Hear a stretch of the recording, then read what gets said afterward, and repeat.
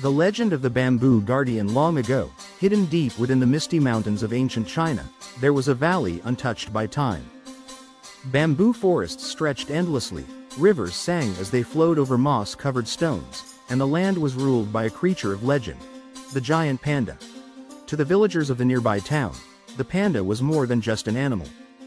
It was a guardian, a spirit of the forest, a keeper of peace. The elders spoke of a time when war threatened to tear the land apart, but the mere sight of a panda stopped the battle. A creature so gentle, they said, could calm even the fiercest hearts. But as time passed, the valley began to change. The forests thinned, the rivers ran quieter, and the pandas, once plentiful, grew fewer and fewer. Something was coming. Before the world knew of these creatures, before kingdoms and emperors took notice, the pandas roamed freely. Their ancestors, the mighty Ailuarctos, were once fierce hunters, but as the land changed, so did they. One panda, a young cub named Bai Yun, was born beneath the shadow of the tallest bamboo grove. From the moment he opened his eyes, he felt different.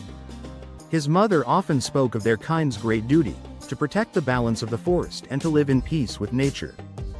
Yet, Bai Yun dreamed of adventure. One evening, as the golden sun dipped below the mountains, Bai Yun ventured beyond the safety of his grove. He followed the scent of something unfamiliar, a new kind of smoke that did not come from the fires of the forest but from the hands of men. Bai Yun crept closer and found strange creatures unlike anything he had seen before. They walked on two legs, their fur was not of black and white but of cloth and armor, and they carried long sticks that spat fire. These were the men of the Han dynasty, explorers sent by the emperor to map the hidden valleys of the land. They had never seen a panda before. At first, they watched Bai Yun with curiosity, speaking in hushed voices.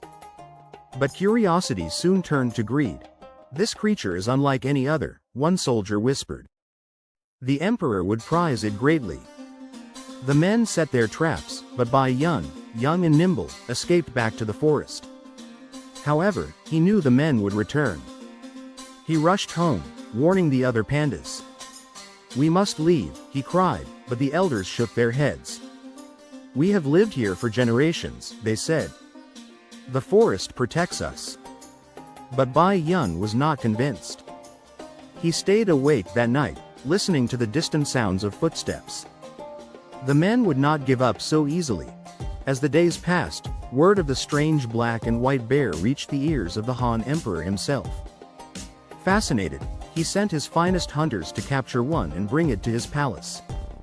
One fateful evening, Bai Yun and his mother wandered too close to the edge of the valley. Before they could react, the hunters struck. Bai Yun's mother fought bravely, but the men were too many.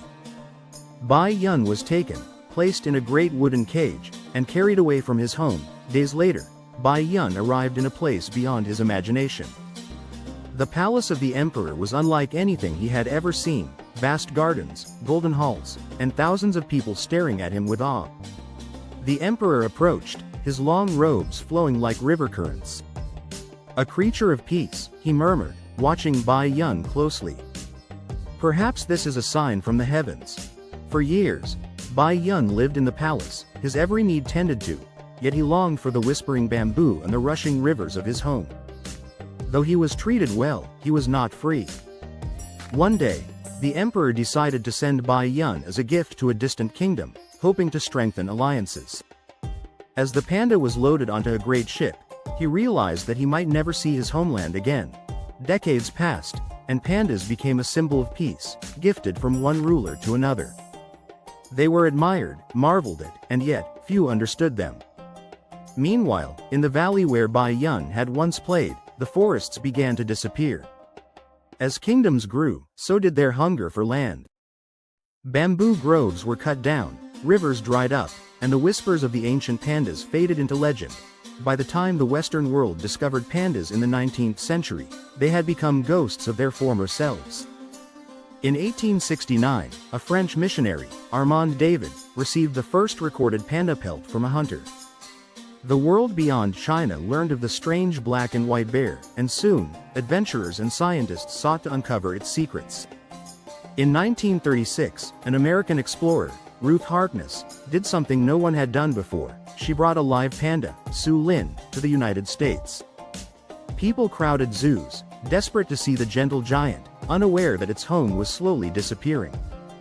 But as more people saw pandas, a new feeling began to grow, a desire to protect them. By the 20th century, the world realized the tragic truth: pandas were vanishing. With fewer than 1,000 left in the wild, people rallied to save them. The World Wildlife Fund, WWF, made the panda its symbol of conservation in 1961, reminding humanity that nature must be protected.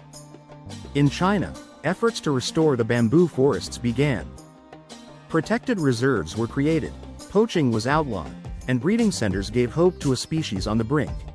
And then, in 2016, after centuries of decline, the impossible happened. The panda was no longer endangered. Thanks to the dedication of countless conservationists, their numbers began to rise once more. Now, deep in the misty forests of Sichuan, pandas still roam. They are not just creatures of legend but living proof that with compassion and effort, even the most fragile life can endure. As the moon rises over the valley, the wind carries a whisper through the bamboo. The guardian has returned. The guardian has returned. If you enjoyed this story, give it a like, share it with someone who loves pandas, and subscribe our channel Wild Hope for more interesting stories. Thank you.